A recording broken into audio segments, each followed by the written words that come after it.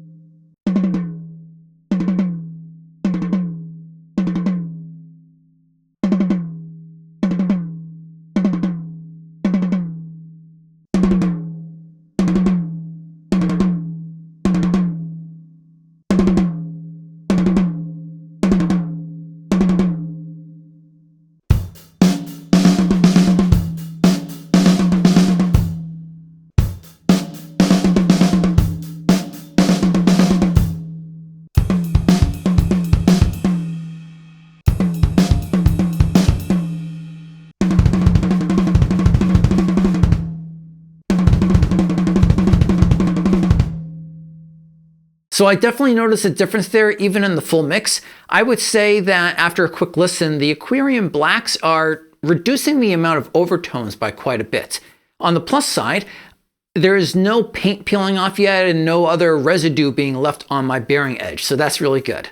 Now let's break the rules a little bit and put that Aquarian on the top side. We're gonna A/B that against a Remo Clear Ambassador.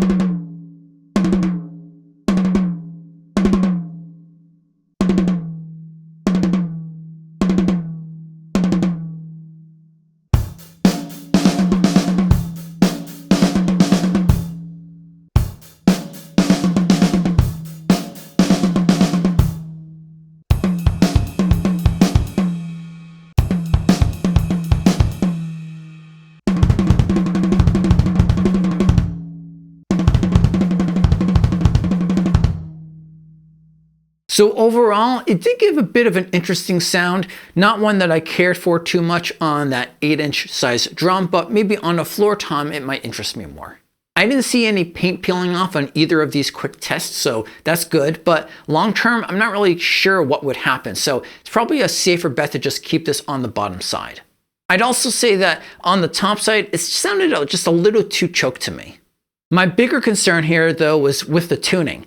There was one spot towards the right side of the drum where there was always this rippling forming. If I pushed in, I could always see this rippling unless I really cranked up the tension on that right side. And that caused a little bit of an imbalance on the total tuning of the head. Probably a bigger issue though, is that as I tried to bring down the overall tuning tension on that head, it would get to a point where it would start to lose any resonance.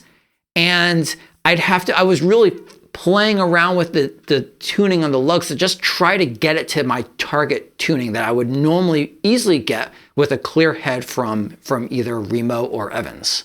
It's not clear to me if I had just a bad head because of the rippling, or if that's a general Aquarian issue, or if it was the painting that was causing the overall problem.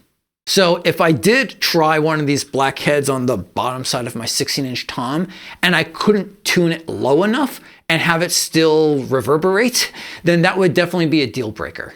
Be extra careful when you go to order Aquarian heads, especially from musicians friend. Don't accidentally order a black one like I did. If you are legitimately looking at black heads, you probably want to look at a competitor first before you go the Aquarian route.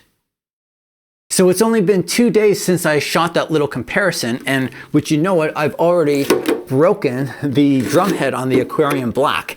So yeah, let's just say this thing is not cut out for the top side at all, and I'm not really digging it for the bottom side that much either.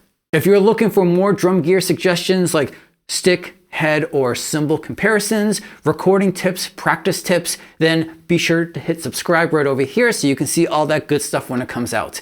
Until next time, peace.